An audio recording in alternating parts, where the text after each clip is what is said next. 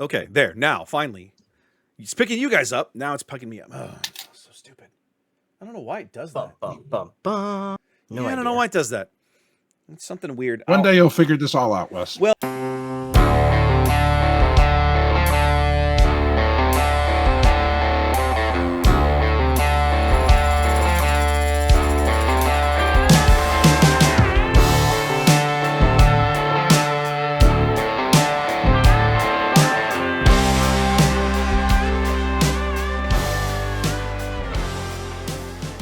all right, welcome in, ladies and gentlemen, boys and girls, gamers of all ages. It's episode 29 of the On the Button podcast. My name's Wes. I'm here with my boys Ian and Trey, as we always are. How's it going, fellas? Trey, what's cooking in your world, man? How you been? Let's see. I've been good. I've been working like a lot of mind-numbing stuff. I have a bunch of product left over from the last 3 sets, and I decided it's not going to sell, so I just started cracking it. So I opened 5 cases of JTL last week and sorted it and counted it and put it in the spreadsheet. 5 cases. That's a lot of JTL. And it's a lot. I finished it today, and so I put it all. It's all up today. It'll go on TCG Player probably tomorrow. But for all of my luck, remember how swanky I felt by opening all of that Lawless Time and getting all them showcases. You opened like none. Oh, you got skunked, didn't you? I got 1. In out of 5 cases. Yeah, I got 1. And it was a Saj. So it was a Saj. It was a Saj? It was a Saj. That was karma. That was karma for how well you played how well your pulls were on the other ones. That's true. So I've been doing that. My Dungeon Crawler Carl has a new book out. Oh, which your isn't boy, even yeah. published yet. It's not even published, but if you follow him on Patreon, which I did for 1 day, he lets you download the ebook. Very cool. So I've been reading that. I've been catching up. So I reread the whole series, and it's 7 books that I caught up on, and then I read this 8th book. So it's been a lot of nose buried in a book stuff for a while. Okay. And then I'm getting geared up for Easter. I'm excited about Easter. Yeah, I love Sunday. Easter around here. Okay. We have it's a big deal with our family. Now your girls are too old to do baskets and egg hunts anymore. So what is it that you guys do as a part of your Easter tradition? Nah, It's, you're never I mean, too we old all- for that. Yeah, 1, you're never too old for that. You just want better stuff in the eggs. Hide cash, baby. Oh, we got ooh, now you're talking. We have a crawfish boil at a friend's house on Saturday. Nice. And Okay. She does an Easter egg hunt for adults, and it's got those little mini booze bottles hidden in Ooh, the eggs. So that's fun. Oh, that is a great idea. Mm-hmm. Very nice. And then Sunday it somehow evolved. Like, we don't do a lot of church for our family, even though Sure. I grew up very religious. But Easter has always been super fun and big family thing for us. We have a big sectional that we turn into what we call a square couch. And so we break the sectional up, and it becomes almost a giant bed in our living room. And so then we sit there, my wife makes gumbo, and all 4 of us just sit on the couch and watch zombie movies all day. Okay.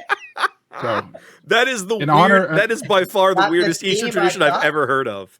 well, it's in honor of zombie Jesus. Exactly. I know. I get the reference. I Yeah. just think it's hilarious. So that's what we do. amazing. And they're let's see, one of my girls is already home from college tonight. She's down on the couch watching the Anastasia movie, the Disney animated movie with my wife. And From the That's 90s. not Disney. It's not Yeah, Disney. from the But 90s. it's not Disney, but it is a great movie. oh, okay. It's a Don Bluth. I'm pretty sure it's a Don Bluth. I don't know. I don't know. And It's then a my great other movie, daughter though. will be home tomorrow. Okay, nice. Ian, what about you, buddy? Sounds like you've been just working like a dog. Yeah, working. Got a job. It's fun sometimes, I guess. No, I mean working. Played games on Saturday. Did a draft and a sealed. That was pretty fun. Oh, At Walls. Where'd you That do was this? pretty fun. oh, you got invited to. Yeah, that's right. I got invited Yeah. to that, but couldn't go because I was going to be out of town. How Oh, was bummer. that? It was really fun. Really fun. Food was amazing. Yeah, Baldy puts on a great spread in his little man cave up there. Man, I could have eaten 1,000 Wow. chicken wings. Big shout out to his wife too, Nancy. She's helping me with a really sick snake. I brought her a snake with scale rot to help me fix it. Wow. She's like a crazy expert. She's got like Wow. 30 plus snakes in that house, man. She's Wow. really great. Okay. Yeah. Awesome. I see where I rate. So for those of you that don't know, and because one of our local players has got a really great kind of man cave set up in his place, and we did this for Legends of the Force. A bunch of us chipped in. He bought a couple of boxes of cards and then had 8 of us over, and we did like a couple of draft pods. That was the first set that they had announced, limited competitive, and so we were just trying to get a feel for, hey, let's draft the set and play. And he put out a bunch of food, and man, it was a great way to kill an afternoon. So fun. And it wasn't outrageously expensive, right? Like a couple of draft pods is only like $30, and then if you chip in for food and it was a great time. So yeah, I would always encourage folks, if you're interested in getting practice for like a competitive limited in a set, man, early in a set, grab a couple of boxes, grab some friends, put out a spread of pizza and wings, and spend an afternoon and have some good time with it. It's a lot of fun. What's been going on in my world? I went to Fredericksburg last weekend. We just hung out with some friends and ran away. We had beautiful weather. Got to grill out some steaks, listen to the Astros come back in their baseball game on Saturday night, which was nice. And went to church go ahead. Oh, so that's the game where they scored 11 runs. They scored, yeah. It was 8-run. They had an 8-run sixth, I think it was, but they scored like 11 straight to get to go from being down 6-0 to taking an 11-6 lead. That was it's fun to listen to that. I flipped it on right at that moment. And then, yeah. It was fun to listen to that on the radio. And then we went to church on Sunday morning in one of Fredericksburg is of course originally a German settlement in Central Texas, founded in about the 1840s, I believe. And so there's the original Catholic chapel is still there. It's very tiny, and then immediately next to it is like a much larger one that they built right around the turn of the century.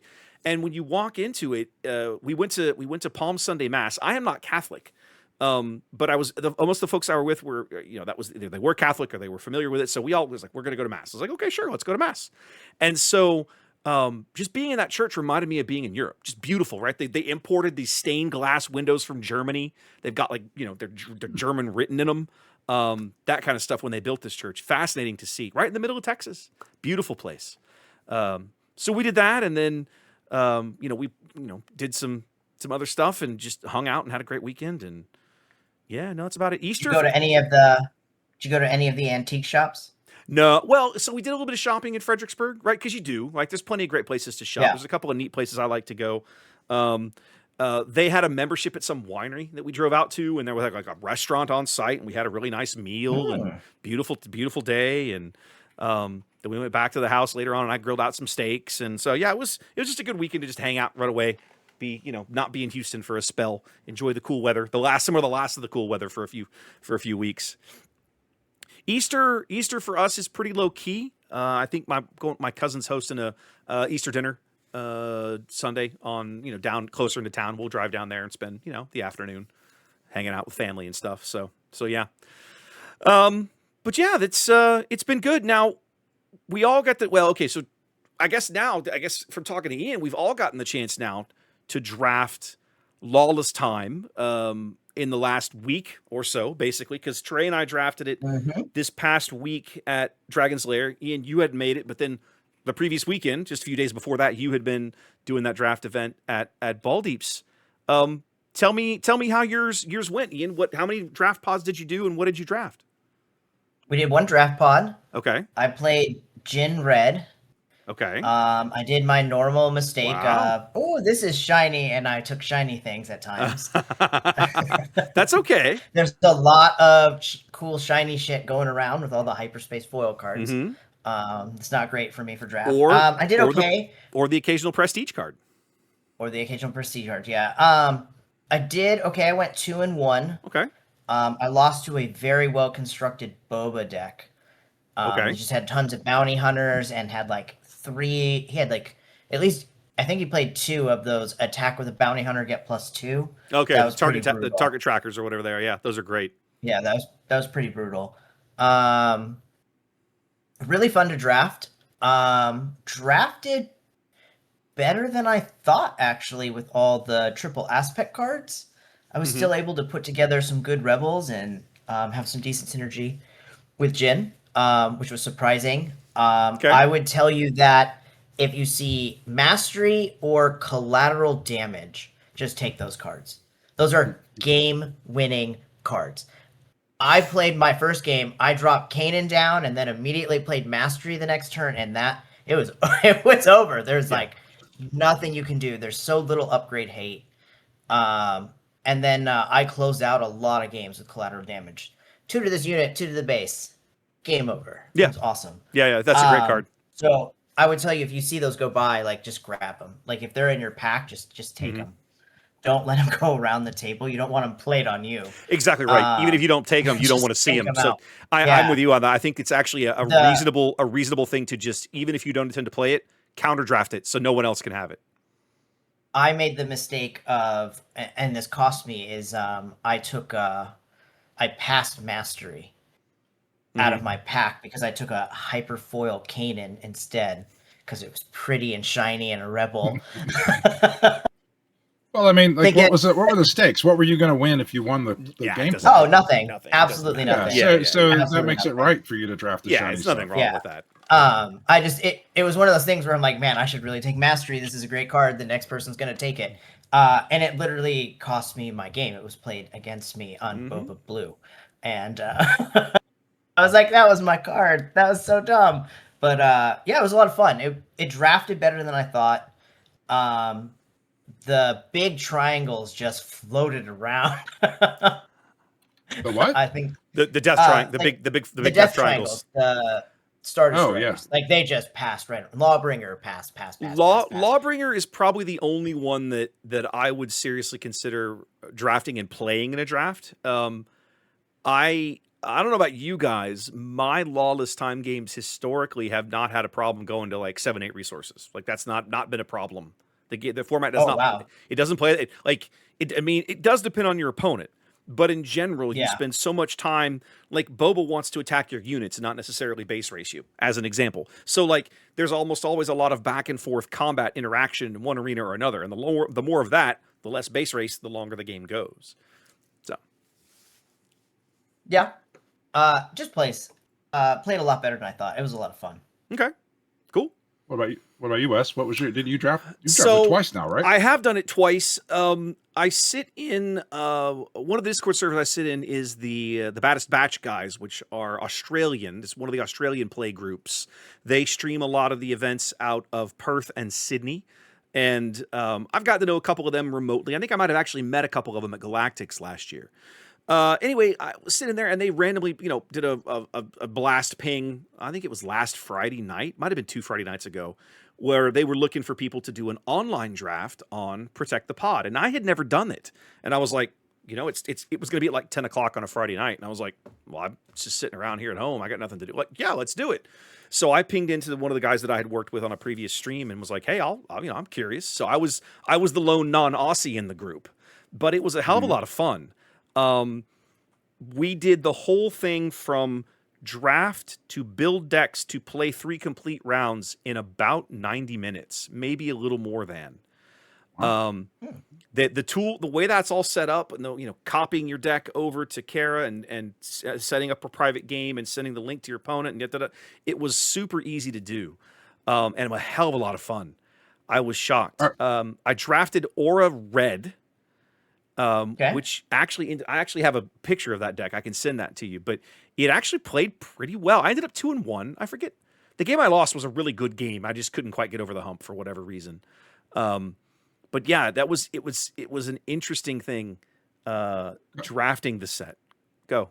Couple of questions. Mm-hmm. One, what is Protect the Pod? Can you give me some more detail on that? So Protect the Pod is a new site that's been added. I'm not sure who owns it. But I know the gentleman, one of the guys who runs it or owns it was at Milwaukee. I think it's opened since the first of the year. At a minimum, it opened late last year. And essentially, it is a website that allows you to do sealed and draft SWU. You can do solo. Like, if you just want to sit down and be like, I want to work on my sealed deck skills. It'll just, you go in and you tell it what set you want to work with. All sets are available. All 7 sets are in there. And you say, I want to work on Lawless Time sealed. And you push a button and it'll go, great. Bam. It feeds you 6 packs of cards and just random packs and just lets you go and build and play and mess around. Or you can draft. If you draft, you can draft against bots, or you can get 8 other humans and do an actual live draft with 8 other humans. Nice. which is a hell of a lot of fun. It was a neat tool. I had never used it, and that was one of the reasons I wanted to try it. They offered it to me, and then I was like, I've never done this. I'm curious. Let's try it, and it was surprisingly awesome. So, second question: was it a lot harder to draft with all the cards being upside down? It wasn't a big problem at all. Okay. I just turned my monitor over, and it worked just fine. It was no big deal. Right on. Yeah, I've got one of those fancy mounts. You just flip the whole thing over. Super easy. Cool. Nicely done. Yep. This week I drafted. For whatever reason, early on I decided I was going to draft into Hera, and that worked out pretty well. The only game I lost was to you, Trey. Your triple haymaker shenanigans. That's another card I'd put on your list, by the way, Ian. Yeah, I would add that haymaker. Haymaker's one that you you shouldn't be passing up on. Just take it out of rotation. Either take it out of rotation. Even if you don't play it, just don't let somebody else have it. It's so silly. So I'll let Trey talk about his deck. I thought it was really unique. It was one of the better uses of the common Han Solo leader that I've seen and limited to this point. I really liked it. He played it very well. I like drafting this set. I think it is a different challenge. I think I found I had more dead cards. It's more difficult. It is more difficult to draft. It's not impossible to draft. There's more work in it. And I think, I don't know about you, Ian, I'd be curious about your experience. The one draft pod that we had at DL this week, we had all of the villain red leaders were available, right? There were 2 or 3 Vaders running around. I opened a Sebulba that I passed off. Nobody played villain red. Nobody. Those cards circled the table. I ended up with them just by default at the end sometimes. Like, it was kind of silly. And I'm wondering if that's because of the leaders or the card. Like, the card pool doesn't feel bad. I don't know if it's just a weird bias or something. Did you see anybody playing villain red when you guys drafted? I can't remember if it. See, now I'm getting draft and sealed maybe mixed up in my mind, but I went 2-1 and I lost to a Sebulba yellow because he had Sebulba leader and his little ship. Oh, the pod racer. Yeah. The pod racer, it's and that combo. Was a pretty deadly combo. Good combo. By the time he just raced the crap, like I didn't pull any of my sentinels. I didn't pull any of. Yeah, I think it was. I can't remember what it was, but I didn't pull any of my sentinels. I didn't pull anything to save me on the ground, and I just tried to race and got pounded. So I think it's possible. I think it's 100% possible.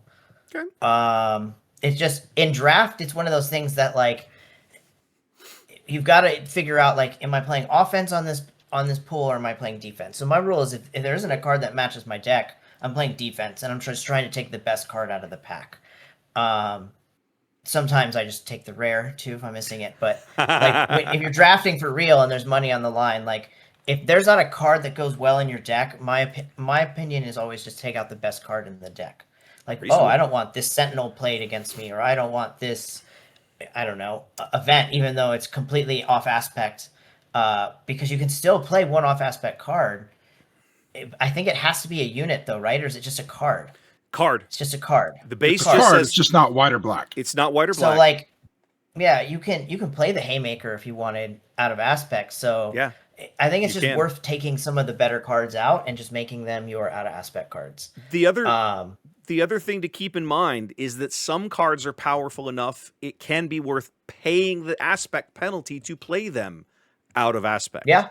Right? We've seen people do, like, again, you go back and you look at Mike Gem's games in Milwaukee, he's winning games with cards that are out of aspect for the leader base pairing that he's playing because they're that good. Haymaker kind of scales in power throughout the whole game. If you play Haymaker on the 7 resource turn, you have something that costs 6 resources that's going to be a pretty heavy hitter. So probably, it's one of those that's probably as good as at a 6 resource card. Yep.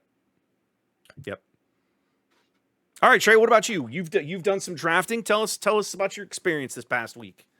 So I did thinking about how we discussed last time, like, whoa, what are we going to do with the drafting, and like how we were going to open it. My thought at the time was to take just the best card out of the first 3 packs and see how it lined up with my leaders. My leaders were Hera, Boba Fett, and Han.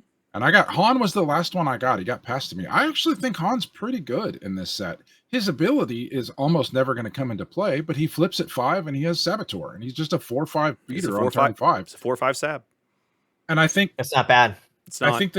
I think with 27 point, it can go long if you have a leader like Boba that wants you to crash into other units. But I think like some of this lends itself, the 27 point bases, a lot of this lends itself to an aggressive attack. So if you can be the guy that has like saboteurs and aggressive cards, you can race people. And so that's how I built my deck. I ended up, I had Hera, I had Boba, and I had Han. And so when I opened my first pack, the very first card that I took was Jin, who was yellow and green and white. So it was kind of a perfect opening for me, given my the leaders that I was in that I was really considering playing. I could have opened something in green and black that would have pushed me to Boba, but this matched 2 of my leaders. So I took Jen, she matched both of them. And then just kind of I got some of the good yellow and green cards. I ended up You had a Falcon. I had a Falcon. Cost me the game, but I did get a Max Rebo ban because I thought that was cool, and I ended up 2-1. And the game that I lost, it was because I drew a bunch of cards that I hadn't seen yet. I just wanted to see them go, so I kind of played like the less aggressive line, which one of which was playing Max Rebo instead of playing something that would have hit harder. And then I just didn't draw my way out of it. It's like I have 3 haymakers in my deck, which were all passed to me, by the way. I didn't open a single one, so that probably helped me go 2-1. Yep. It did. Because I saw all 3 of them in our game.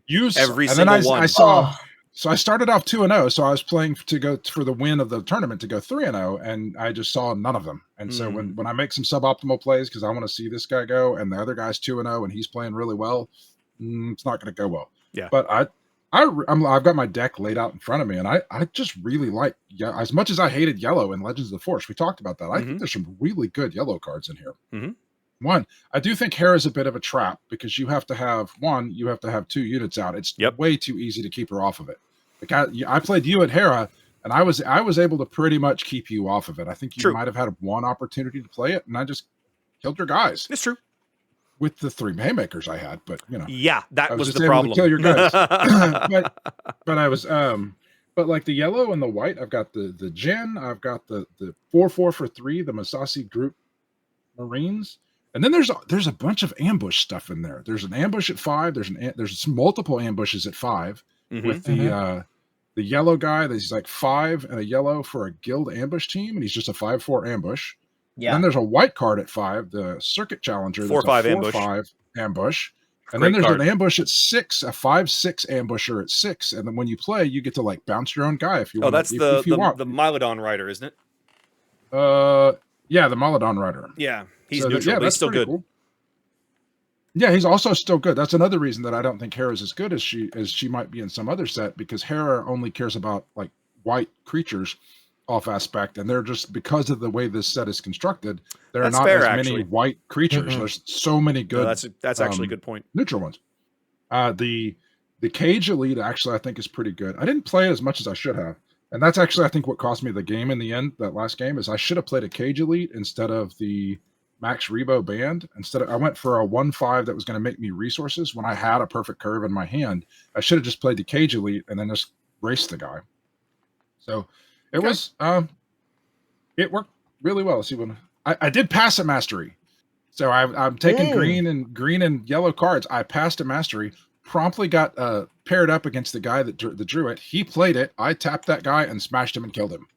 Nice. So because he took a moment to play it, I was able to exhaust this guy. I think I played, that was when I played Jin and tapped this guy down. Yeah, tap him down, yeah. And then that was the turn I beat him on. So he played it on Chrysanthemum. He had a huge Chrysanthemum that I was able to exhaust. And he's then 10-10. That's nutty. That's a big boy. That is a big boy. He doesn't attack. He doesn't attack whenever I tap him. If he doesn't attack, he doesn't attack. Interesting. So it was pretty good. Let's see. It was aggressive. I lost a round.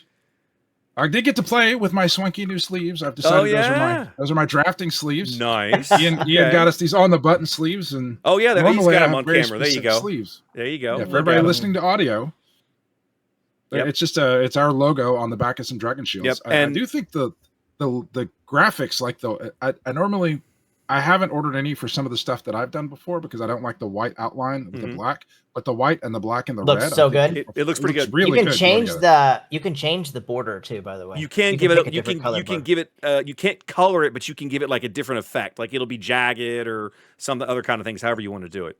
I think All right. I want to say it let me pick a black border as well. Oh, that's but I like a the new white addition better. then, because I I couldn't could be last summer I couldn't do that. wrong. Okay. If I could can be pick a wrong. black border, I've got some Kingwood Hobbies All right, sleeves we'll have that are to- in the mail pretty soon. We'll Your have to go read mileage may that. vary, ladies and gentlemen. We'll check it out. And while we're on the subject of sleeves, Ian and I have not yet connected on getting that giveaway put together. No. So that's they're 100% coming. We're gonna give away some of these sleeves. We haven't made the time to stop and spend 30 minutes or whatever figuring it out. So that's gonna happen before next episode. We'll get that working. So, like, that was my draft. I ended up with Sweet. the Axe Forgets, Yeah. and I was able to bounce some stuff. There's the Rebel Blockade Runner, which That's is a great 4 card. Amazing yellow card. white for a 4/5 Yeah, saboteur in 4/5 space. sab. Like the yellow stuff Yeah. hits really hard, and it's got ambush, it's got big raids. Like, I don't know, I really enjoyed it, and I think it goes really well with Han as the white guy, Okay. who just flips on 5 and hits for saboteur at least once. He just comes in, is going to swing probably, like I say, at least once, and then maybe he dies. But hey, it's 4 damage that they can't sentinel out of your way. That's pretty sexy. And then sometimes you get paired up against what's her name? Velma? Not Velma. What's her Vesper? The blue white girl who gives tokens. Val. No. No, Val's Yeah, I blue know what you're yellow. talking about. Blue white girl who gives out tokens. The I think you mean leader. the leader. The leader, the blue Oh, white leader. Velsartha, who gives Yeah, there you who, go. who hands you credit tokens. Who when she hands you tokens yeah, to who hands throw you at tokens. people for damage. That's So true. yeah. Yeah. Well, you also were the mechanic that you were utilizing that was enraging was you would haymaker something, attack, and then sack the experience token for the 1 extra damage you needed to murder something else. Yeah, And I did was that just like, several times too. this is just demoralizing, right? Like this, I can't keep anything to stick to the board. This is dumb. And in that same vein, the rookie rocket jumper is a 1-cost 2/1. That if you pay an extra, you get a shield, and the shield token is a token to throw with. That's Han. true. So, I hadn't even considered that, but that's a good point. yeah, you can just crash something else in that doesn't have the haymaker token on it. Play this, and then throw the shield token to finish it off. Yeah, that's interesting. Just kind of onesie twosie here and there. Damn it, Trey! Now you're making me want to draft Han sometime. That's just Han is really fun. I enjoyed him. Okay. I will add, because this is something I saw, if you have a chance to draw a triple aspect card that you can play, don't hesitate and take it. Oh yeah. What do you mean? Like if you have, like you pulled, it sounds like you pulled the Falcon and you took out Jin. Those are 2 triple aspect cards that you can play. Yeah. So yeah. those are If you sliding open around. them. Yeah, if you open them or you get past them, just take it. That's gives I you an ended up with a advantage couple off of the them. start, because those are really the dual aspects and the triple aspect cards are really, really powerful overall in the set. They're pretty good. They're good cards. All right. Anything else we want to say about draft before we move on? You guys feel like we got arms around it? No. So fun. No, we can move on to the next topic. Trey's so excited. Ian and I are way more excited about this than Trey is because, ladies and gentlemen, Trey tags us this afternoon and he goes, guys, we got some fan mail that I have got to forward to you. Now, in Discord, you can't hear his tone of voice. Apparently, he was really torqued that he had to do this because his facial expression and body language since then has been very, very upset. But, ladies and gentlemen, it's just riddled with inaccuracies. well, you're gonna get your say in just a minute, okay? But, ladies and gentlemen, one of our listeners, and Luke, I'm going to shout you out, sent us a beautiful poem that I'm going to read for all of you here on the podcast because it is amazing. I'm going to put my mic on mute so you don't hear me cackle. Okay, all right, okay. Now, the title of this poem is important. The title of this poem is Ian Was Right. Now, this poem, if you recall the previous episode... Can you repeat that real quick for me? One more time? No, I'm not going to do that for Trey. I'm not going to do that, Trey. Once is enough. This is last episode. The other two gentlemen on the podcast had a bit of a debate about an interaction that had occurred during a Twin Sons game, and they relayed their stories, and they asked me for some, judgment or whatever. And in the end, it was just like, y'all, big miscommunication. But one of our listeners, deranged lunatic, is about to be read. But one of our listeners wrote a beautiful poem about this story. So here we go. I'm gonna try and not bork this because recitation is not. I haven't practiced this or anything. So here we go. 'Twas a grave problem in space and the ground. Trey was the only one left in the round. He turned to Ian and said, "Let's make a deal." Ian replied, "I'll hear your appeal. I'll leave you alone for this turn only. I won't cheat and destroy your Jedi Kenobi. But in return, you must promise me, next turn, you will have to let me go free." Now, I'm the poet, so hear my commentary. This deal is dumb, and my explanation won't tarry. Why make a deal where your end is a pact that goes only one way? This leads to the fact that while your enemy is safe and having his way, all your armies in base are his measly buffet. Kind-hearted Ian blindly assumed this deal wasn't awful and would not spell his doom. So he accepted the deal and thought he was part of a team. Then he took a counter, and Trey ended his dream. The table gasped. "What of your word?" Trey just continued, as if he hadn't heard. Ian was cross and asked for an explanation. Trey simply repeated their negotiation. Trey crossed his arms. "Our deal, you see, was I can hit you, but you can't hit me." "That's what I said," Trey roared with a fist. Ian replied, "I'll add you to my no-deals list." So here I am to settle this fight. Trey was wrong, and Ian was right. A work of art, ladies and gentlemen. We're going to hang it in the Louvre. We're going to frame it. It's just beautiful. Luke, I cannot express to you the joy that your poem has brought at least two of us. So I really appreciate that. I will say that I have learned something about Twin Suns, and I've learned something that will color my behavior into the future about this game. It's that you people are all freaking morons. And let me rephrase that. People hear what they want to hear, and they don't verify that they hear what you actually said. We had this conversation.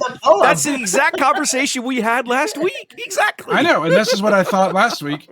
And I'm just saying that this will now color me making these concepts, these deals, trying to make these deals going forward. I will have to make sure that I absolutely elucidate that this is the extent of our deal and nothing goes beyond this, because people they don't hear what's said. They hear what they want to hear. And then when you don't live up to what they heard that you didn't say, they get mad at you. It's almost as if there's a reason in the legal world we write everything down rather than just let people's word, but I said, well, that's not what I heard, and here we are. It's all written down. It's all written down. Of course, then you get into a whole different argument of now we have to agree on what words mean. Boom.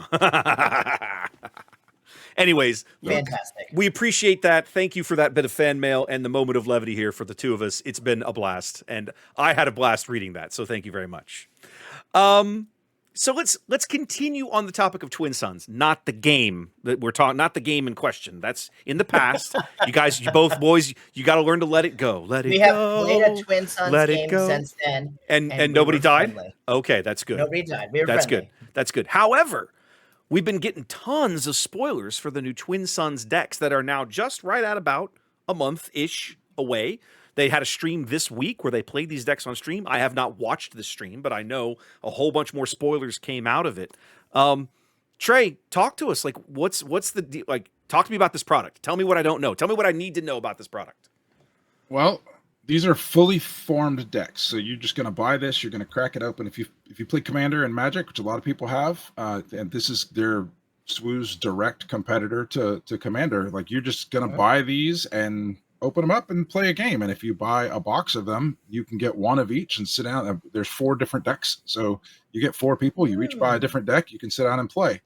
They are, it releases in May. Each of these decks are going to be $40 each, and it comes with 1 copy. They may be all new cards, all 80 cards may be brand new in this, because the number of spoilers that we've gotten have started to ramp up. I don't know if it's not. It's a high percentage of. It's at least a percentage. They're not. I've seen the lists. Somewhere the deck lists for each deck. Any reprints? Okay, I have seen the deck list. I have screen caps of them. There are reprints in them. But you're not wrong. There is a non-zero number of cards in them that are unique to these decks. Please continue. Oh, there's a large number of them. So, one, one of the things that I think will drive a lot of sales in this is that these cards are going to be legal for Eternal, and these are very good cards. So if you're interested in playing Eternal, you're going to want to pick up 3 copies of these decks, which means that you're buying you're spending $120 for times 4. So this is, if you want everything, it's going to be big expensive. Ones. 500 so these are big going to ones. be very expensive on the secondary market. Yeah. And these are going to get snapped. I don't know what the print run is like, but I can't imagine that it's super huge. And I just, the rumblings that I've gotten are from hearing people talk about it, seeing people kind of wander by and see us playing with our fully constructed decks. This feels like it's going to be a big launching point for Swood. Like, it's going to crack open this whole new format, and we're going to have a lot of new players because it just hearing people talk, seeing people online talk about how they've been waiting on this. So I think if you're going to buy them, you need to buy them soon because buy them quickly, because I don't think they're going to stick around. I think they're going to get sold out quickly. I'm on board with the idea of that they're going to be popular. I'm not convinced that Eternal is going to drive sales here. I'm not convinced the player pool of Eternal players is large enough to move the needle that much. I could be wrong. We're going to find out soon. Eternal events are about to begin, but I will be surprised. Please continue. I don't think that I don't think that the pool is that large, but I think the pool of people who want to be prepared to play Eternal that's large that's enough fair. That them snapping up 12 copies of this deck, almost a full, very expensive box of this deck, a lot of these decks, is that number times the number of decks that they have to buy are going to be a significant percentage of the ones that are printed and released and sold. And then you also have I just get the sense that a lot of people are going to be buying these cards to jump in and start playing Twin Suns. And so those people are going to be, I feel like this is going to sell out, and it's going to sell out quickly. I hope that's exactly what people are doing. I want people to buy these and experience Twin Suns. Please continue. I don't want them bought and parked for Eternal, though. That I don't like that. I mean, like that at all. I love Twin Suns. I can't think of a better way to spend an afternoon. But you can't stop it. Swoo with my friends. But yeah, I mean, can't stop it. I hope they're readily available. I hope you can buy them like packs and they're just there so that people can grab a deck and have a good time, because it's a great way to play. Another thing contributing to this is, like, we are on the heels of a bunch of stores dropping this game right before A Lawless Time came out. And so I just get a sense that the supply is going to fall short of what the demand is, at least to begin with. And who knows if they'll reprint them. So yeah, I'm going to try to have an event after everybody. I pulled back from a lot of the stuff that I sell at Kingwood Hobbies, but after everybody was disappointed that I didn't have the pre-release event for Lawless Time, I decided I'm going to start kind of doing that. So I have a line on getting a number of them, and so I'm going to try to run an event here for the release event, and put a box out there, put a table, and everybody buys one, and then they go off and play games, and then we'll start mixing and matching. I don't know. It looks like fun, so I'm going to try and do that. Okay. As far as the decks themselves, they're all like, if you haven't read them, there's a good article that's been out for a while up on Star Wars Unlimited, but they put it out a while ago, and it's kind of, I don't think it really fell through the cracks, but people were getting excited about Lawless Time rather than looking at the Twin Sun stuff coming out. And there's 4 decks, and they're all Republic era, the whole thing, which leads me to think that there will be another set next year. I can't imagine there wouldn't be, but there'll be another set next year that's going to be set in like the Luke Skywalker or whatever it's called. So but the first one's a Republic. So you've got Anakin and Padme, you've got Dooku and Asajj, Ahsoka and Rex, and Maul and Savage Opress. And so that feels like they've got a bunch of stuff covered. A bunch of the bases covered on different ways to play the games. And looking at the cards, they just look like a lot of fun. There's a lot of really interesting, the way they're worded is a really interesting kind of for multiplayer, so that you can do something to someone else, and you can, the card says heal somebody's base for 1, and you can kind of like ask for favors to, you want to heal your base, you want to heal your base, or they're a lot of fun. So I've been looking over them. I have a handful of cards. Have you guys looked at the spoilers at all? Yeah, of course. I've looked a little. Do you have any cards that stick out to you as being particularly interesting? I mean, for me, I really like 5s. I think that's a really cool card, because I think the Ahsoka Rex deck looks really fun. I think 5s looks like a cool card. I think he's like a 5-cost Sentinel that comes out, if I remember correctly. He You know looks what? pretty cool. I have my cards all pulled up, and He's then I forgot he's a 6-drop 6/6 with Sentinel. I can't get over that. I can't get over 666 out of the guy named Fives. It just it disappoints me. Apparently, they that's made the joke. Fives in the regular. Yeah. All right. There's a card in the mall Ian? deck. I really. Did we lose you? Did I lose everybody? Can you hear me? Oh, We can hear you everybody just fine. froze for me. Oh, you're there. Keep going. Okay, all your video froze. Another card that I really like is Brothers. It's a dual attack card. That one's fun. What does it do? Really good. That's in the mall. That's in the mall Savage deck. That What does one's it do? pretty neat. You can attack with 2 units, and they don't take damage for that phase. So you 2 could unique really take out units. 2 unique units. So you could really take out like a couple Sentinels, get a bunch of damage to base, a whole bunch of different actions. If you can do 2 actions at once, that's super powerful in Twin Suns. Like super powerful. As and then Saw Gerrera has taught you. The other one, I think Trey's pretty high on too, but that's Evade Arrest. Allows you to exhaust any non-unique unit. Anything. Token. Any number of non-unique units. Any number of non-unique. Oh, that's crazy. That's 3 just yellow. Like, that's just instant put in That's every great. Twin Suns deck. Whichever Yeah, it Twin goes Suns in deck every single deck. that is the one I'm buying. Like, that's the one card I want. Yeah, So that card's pretty good. That we played a lot of these games, and just the way that the final turn usually plays out, it's just such a it doesn't play out exactly the same, but there are a lot of the principles involved. If you're trying to save actions and somebody else is going to get the kill, but then you're going to have enough guys stood up to knock off the 5 points plus enough so that you can win. Like they play out a lot at the end of the way that you're trying to keep your guys up, and just being able to exhaust a ton of people it's incredibly powerful. So that's also one of my cards. Another one of my cards is C3PO. Like these are one like he's just funny. He's ridiculous. He's funny. He's like super fun. That card's ridiculous. But he's one of the first guys spoiled. He's a blue and a green, and he costs 2, and he's a 2/5, so he's pretty big. And then when played, you give him to somebody, and then when they have him, when whoever has him, he has an ability that only his opponents can play. The guy who controls this can't. Any opponent can reach over and use it. Any opponent can reach over and tap it and deal damage equal to this unit's power to another ground unit.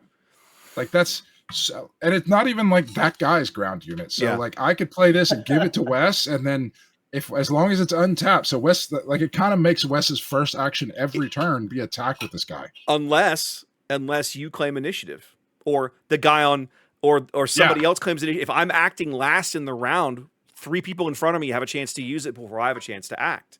So somebody's going to use it. Yeah, somebody's going to use it, or you can like make a deal and leave it up, and then I can activate it. Or Ian can tap it to use it on your turn to shoot. It's just super fun. Like it's a great negotiation tactic. Crazy card. Yeah. And the other one, my third one that I had, I just really like. It's a common card. I get these things where like I got the splashy cards that I really like, but also just like these common cards of Wartime Refugee. It's a 1-drop 2/3. So it's going to be one of those that you can kind of either you play it immediately and have 1 left over to use whatever your leader has, or you play like on turn 2, you play like a 2 on the 3 turn, you play a 2-drop in this guy to get ahead on units. But it's a 2/3 for 1 Twi'lek, and it says on attack, an opponent heals 1 damage from their base. So you could just like make deals to hand out your 1 damage. I'll heal your base for 1 if you'll do this, and that sort of thing. I'll heal your base for 1 if you'll do this, and that is the absolute end of our transaction. Everything after that is back to normal. This is for 1 thing only. See how he's already learning. He's learning. He can be taught, ladies and gentlemen. I'm growing as a human being. Yep. So those are the 3 cards that I thought were really interesting to look at. I really kind of like Mislead. Mislead is a yellow event. It's a 2-drop, 2 simple, 2-cost yellow event that gives a shield token out, which is not a common effect you find in yellow. And at the same time, you give another unit -3/-0 for the phase. Historically, events in the game that give out negative attack power have not really been all that popular, right? Going all the way back to set 1, we had whatever the one it was at, that was Jin shooting Krennic or something like this that was, whatever it was like disarm, and it was like, you attack somebody and or make them -4 for the phase. There was a big one somewhere else. Force slow. I think. Force slow. Force slow out of GT out of LOF was like this. but they're usually tied to some other drawback. Like Force Slow, giving something -8 would be great. But it had to be You didn't have exhausted. to wait for it to exhaust it. Yeah, it had to be exhausted. Or like in the first set, you can give -4 with a power action, but it costs Yeah. you 5 health on your base. Like Right. they're always tied to something Yeah. terrible. What I like about this is no strings attached, and it's a double. I'm getting 2 effects out of 1 card. I can hand out a shield token, and I can give a negative power to something for 2 in a color that doesn't normally get the shield. It gets you have all kinds of other things, but I was like, that's not a bad. That's just a neat, simple effect. I bet somebody can find a good use for that. Twin Suns makes the most average card amazing at the right time. Oh, yeah. It's cards you would never think of that are good are really good in TS. I really like the Darth Sidious. I have no idea. He's probably not playable. Not really. Not in Premiere or whatever. But I love this character. They keep trying to print one of these that's playable, right? And we have yet to have a leader version that's any good, a card version that's any good. And so here we're trying again. And what I like about this one, I'm a sucker for a good tribal card. Separatist. And this one is a separatist card. This makes all your other separatist cards better. I wish it had been +1/+1, kind of like Dodona and Veers, but this is still not terrible. So I like the idea of it. I'd be curious to see what deck it's in. Actually, I can tell you what deck it's in. It's probably in the Dooku deck. It's in the Dooku. It's in the Dooku. It's in the Dooku Asajj deck, which makes sense. But it's off color. Oh no, it is. That's the 3-color deck. That's their blue, red, green, or yellow, green, whatever. Anyway, okay, yeah. So these are going to be pretty awesome. I'm looking forward to this being a thing. Anything else we want to say there? We got that one. No, I'm really looking forward to it. I'm excited about the event that I'm. I definitely want to come to your event, so make sure you get that posted so we don't miss out. I will say it's a shame that the sector qualifier in Palm Springs is probably before these are going to be available, because that would have been a really good weekend. There won't be any other events going on anywhere, right? So it'd be a perfect weekend to do pre-release for TS decks or something. But oh well. Let's talk Premiere for a bit, guys. What are you playing that's working for you, or what is it that you're seeing? Out of the tournament results, we've had a weekend of PQs. There's been some decent sized events that have been streamed and been fairly popular. What's piqued your interest, Ian? I'm playing Luke Data Vault. That deck's just fun. It's got pretty good ground control or air control. Yep. It's just a really fun deck to play. The Chewy combo. Yeah, Fighter Pilot Luke. Play a 2-drop, play Chewy on him is like just that's such a broken combo right ridiculous. Now. It's so just absolutely gross. ridiculous, especially if you have initiative. Yeah, it's gross. It's disgusting. So I'm really enjoying that. I think that's a lot of fun. I'm playing Saw Yellow. That's not any good, but it's a lot of fun. Can't really. I'm really trying to find a way to establish a board with him so that on his flip turn I've got a bunch of units, but it's becoming more and more difficult. People realize real quick, when I played Leia from set 1, if you don't have units to trade off and overwhelm into, Saul is just he's just worthless. Blank. Yeah. But it's fun. So those are the two I'm looking at. I think the 2 best decks that I play against in just no matter what, whether it's air or ground, I think Chewy Yellow is real rough. Having a what is he, a 5/4? He's 5/6. 5/6 on turn 2, turn 3. Turn 3. The four resource round. On the 4 resource round. And having no units to really stop him is really rough. And then what's the other one? Lando Blue is pretty awesome. That's yeah. I mean, his flip turn is pretty amazing. It's very difficult to stop getting smashed from that point on, and it's just bomb. So I think those are probably going to end up the 2 better decks, I think, in the meta. But again, it's going to be hard when you go to a Premier tournament right now, because I think the pilot decks, there's a couple of weird things in just overall general in Smooth. The pilot decks are kind of outweighted right now. You could go into a Premier tournament having a ground-based deck and just get piloted to death. You could get Vadered and Luked and Boba'd, and you just never see anything that's really a good matchup for you, right? Space versus ground, it's, you're talking coin flips. Whose decks pops, whose doesn't. All of the upgrade hate is locked behind red. Mm-hmm. And it's why, like, every deck plays red now. Like, if you're not, it's very difficult not to play red at this point so that you can have the upgrade hate, because I think it's still really important. So I think those two things are really going to be interesting to watch these tournaments play out, because it'd be interesting to go back and look at, like, if a space deck wins, did it only really play ground decks and never met a space deck? If a ground deck wins, did it never really meet a space deck? Like, what happens when you get those matchups that, like, are just, they're 50-50, or maybe more leaning more towards the space decks? Because I think the space decks, the three of them I've seen, the Luke, the Boba, what's the other one? So I'm looking at Swoo meta stats right now, and it is, you're right, everything is red. I'm looking at the top Yeah, decks you can't. from the second week. How do you of not Lawless. play upgrade hate? You just cannot play upgrade hate. 5 events, and every single one of them was red. Yeah, there's it was even the Tobias Beckett deck was Beckett red. Mm-hmm. The only other card in the meta right now in my brain that works as upgrade removal kind of in a weird way is Arrest, which is locked to villain yellow. Yeah. But that's a good option, because you can just capture them for the turn. Upgrade goes to the discard pile. They'll get the unit back, but you've cleared the upgrade. Now you can't. I'm pretty sure you can't do that to leaders. So annoying. So that's the problem with that one. Every time I try to play Constructive Lightsaber, I feel like Arrest is played, and I'm just like, ah! Curse you, tiny toilet. Yeah, no, that's definitely a thing. Now I'm trying to remember with Chewie, can you capture? Nope. He can't be defeated or returned to hand. So Chewbacca's ship that he's piloting can be captured, which means that Chewie goes off to the discard pile. So that works for Chewie as well. There are some weird card interact. You're right. For starters, you're right. It is an issue that upgrade hate is very much locked to red at the moment.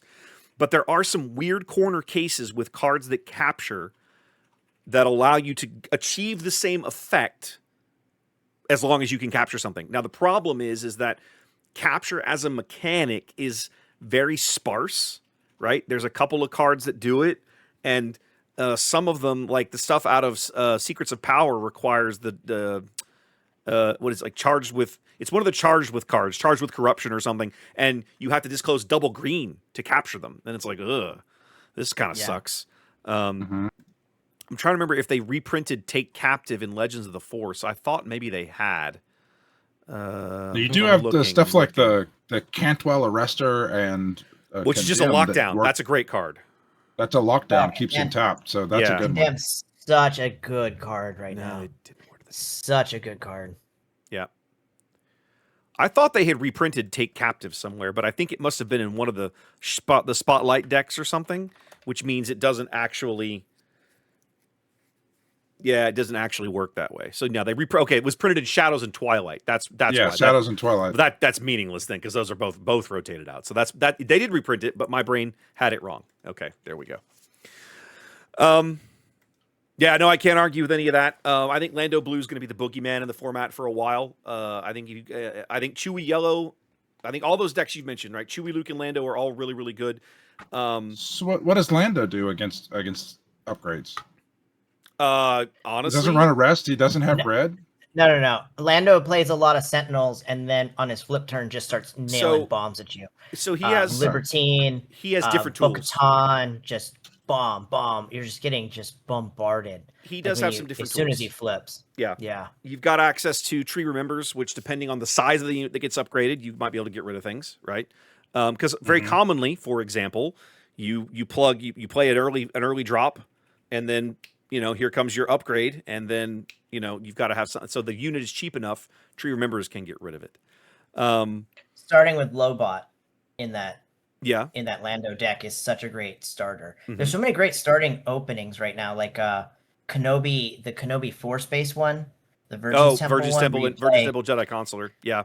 Jedi Consular to Virgin's Temple Mm-hmm. to playing a 5-drop. It is some of the like opening things you can do just are very interesting, that they can just run away with the game so early. It turns out, guys, like we've been saying for 2 years, that cheating the economy of the game turns out to be pretty strong. Who knew? Yeah. Who knew?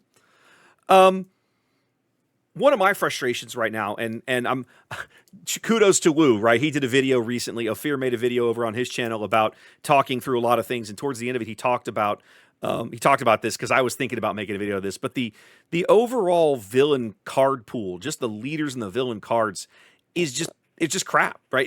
They're just demonstrably weaker than heroism, like across the board. If I was to sit down, and I'm actually considering doing this, and like, what is the problem? I literally want to make a video called "Why Does FFG Hate Villain?" Because when you sit down and start comparing the number of Sentinels and Restore units available to Hero and the number of similar units available to Villain, it's not even like we're on different planets. And it's not as if the villains are being given other things to compensate for this. It's not like there's more villain saboteurs to offset the additional Hero Sentinels. No, it's just villain just doesn't get anything. It's just bizarre to me. As a villain lover, that torques me off. But go ahead. It's funny because I'm looking at the SWU metastats, and of the 5 events, it's like perfect. Like that, I understand what you're saying, and there's more available. I guess more different ways to play available for Hero. But looking at SWU metastats from the second week, which is the week ending in the 29th, there's 5 events. 2 are villain, 2 are hero, and 1 is neither. So it's like split perfectly down the middle. So well, sure, for now. I don't know. We'll see where they go. It's early. It's early. My expectation is, I mean, Talzin is going to remain good. Like, that's just going to continue to be a thing. That's just the world we live in. Okay, Talzin is not bad.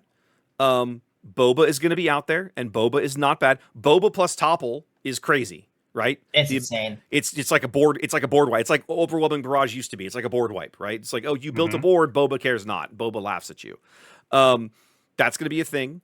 Pilot Vader's not going anywhere, in my opinion. He's still going to be around. Have you seen the new tech in Pilot Vader? I'm sure it's available, like it's been played everywhere. But the you get, what is the yellow Galen? Yeah, you give him Galen Urso, and then all your units have Raid 1 and Saboteur. Yeah, I saw that for the first time this week. Oh yeah, exactly. Just what Vader needed, right? So just what it needed, right? Those are going to continue to be around, right? But in general, the villain builds just aren't really interesting or particularly new. Like none of those are new leaders, for example, right? You gave Talzin a couple more tools, so they feel a step behind. And they don't feel like they have enough or the right bombs. The decks that work best have the good bombs. Like the reason Boba works, Devastator is a great bomb for him. Yes. So like there isn't the bombs in some of the other colors. Like I can't think of a green villainy unit from 7 on that I'm like, oh, I have to play this. It's bizarre to me. It's really not there. That the faction with all the death triangles doesn't really have a good top end drop on the ground of any kind. It's mind blowing, right? So yeah, it's frustrating to put it lightly. So yeah, I'm ready for a new batch, a new set of villain cards. They say we're going to start getting our first look at Ashes of Empire next week. Believe it or not. Oh my god, that is so soon, bro. No. It's too soon. It's That not is too soon. They almost always start teasing things a month after the set has come out, and you're almost there.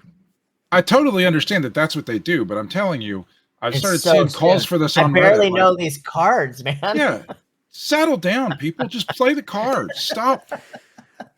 Here's what they're going to do. I guarantee you have not explored everything here, unless you were like one of the teams. Go explore these cards some more. Stop. But they'll start. They're going to start building hype. They're going to tell you who they're probably not going to show you the leaders. They might, but they're definitely going to tell you who the spotlight deck leaders are. Yeah. And that's actually a question we could discuss. I'd be curious because I actually have a guess on this one.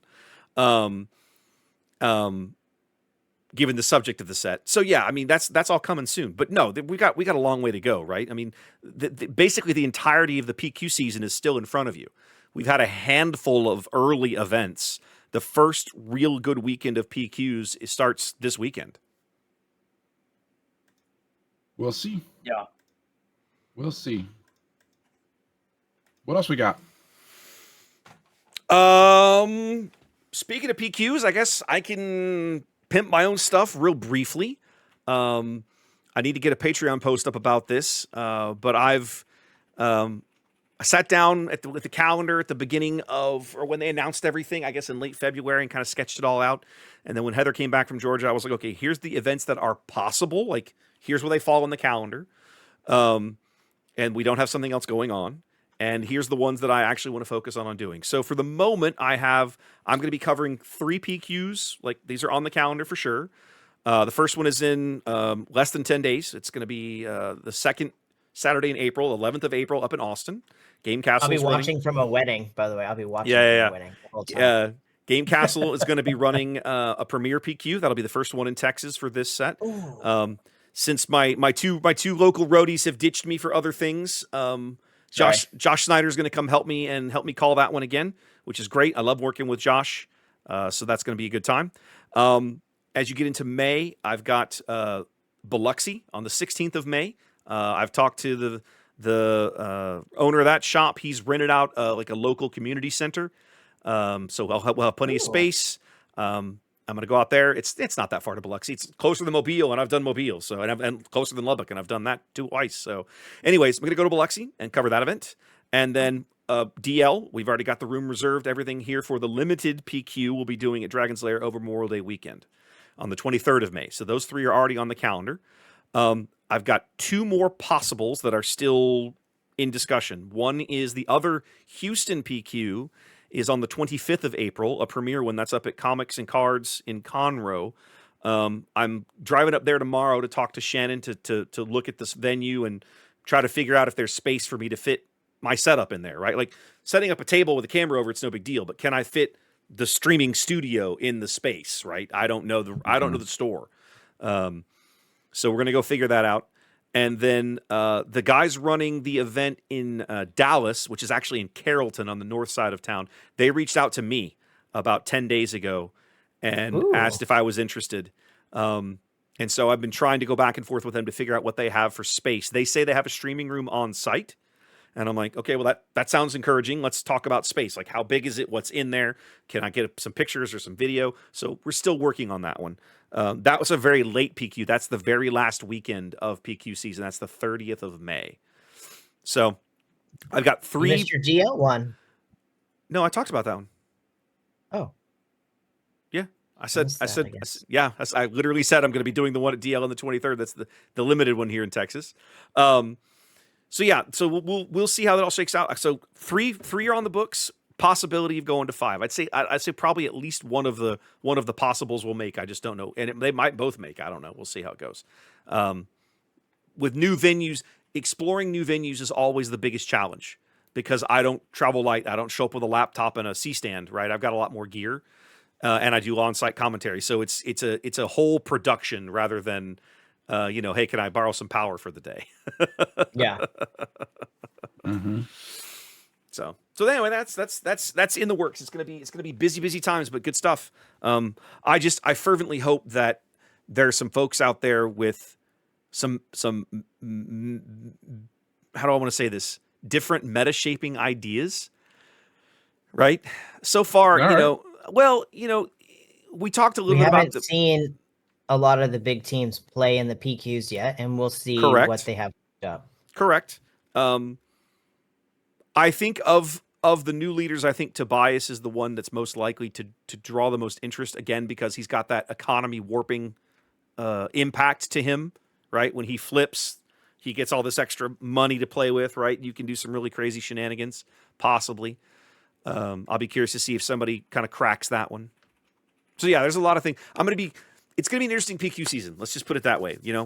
I'm glad rotation is here, but I'm glad we rotated a bunch of control stuff out, but I'm not sure where we've settled is in a good space just yet. So we'll have to see how it all progresses. I think it's going to come down to matchups. It's just what you get. It is. I mean, in a way, it always kind of has, right? Every deck in the game has something out there that's a bad matchup. Everything has at least one or two bad matchups. Do you dodge them or do you draw well, or do you play well? Does your opponent not play well? Did they not draw? Like, even if you run into the bad matchup, there's no guarantee that you're going to win or lose, right? It's just, we play the games because people can screw up. The cards could hose you. You might have exactly the right counters you need in your deck and not see them. Who knows? So, yeah. All right, guys. Was that everything? Did we hit all the high points for the night? Poor Ian's looking at the clock like, man, I got to get some sleep. I've already given up on that for the night. I'm just not getting that. That's me dragging tomorrow, working slow. Oh yeah, that's just the way it goes. I'm getting up in the morning. I'm getting up in the morning, driving across town to go shooting for a while, and then I got to go up to Conroe. And I told Ginger, I was like, well, I'm gonna get back probably sometime early afternoon and just pass out again. That's fun. It's gonna be a busy day tomorrow. I don't have to work because it's Good Friday. We actually one of the few weird holidays that we get in my office, which is kind of nice. I get 2 days a year, 2. Yikes! You guys have all these Easter plans, and I'm in my head. I'm like, I'm going to work.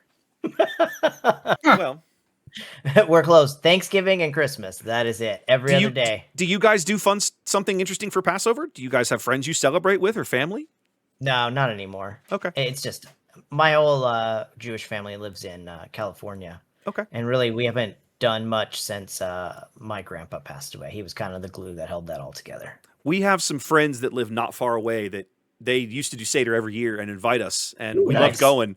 But unfortunately, it's a good time. It's a blast. But since COVID, they haven't done it, and it's not my thing, right? I don't know all the steps, but it was always a good time, and we always loved going and trying to help out and hanging out with them. It was fun.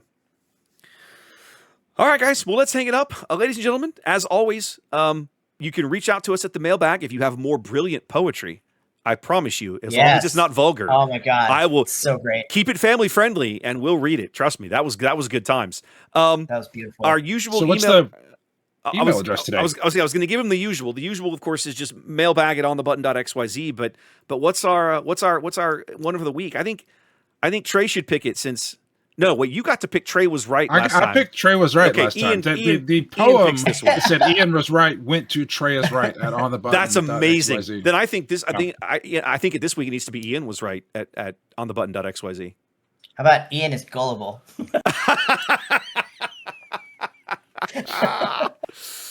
I think in honor of Luke, we need to. That was literally the title of the poem. Ian was right. We should call it Ian was right at on the button.xyz.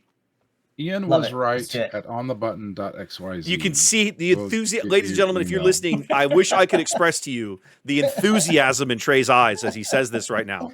He looks like he's so excited to be reciting this to you. It's amazing. I am so disappointed in humanity.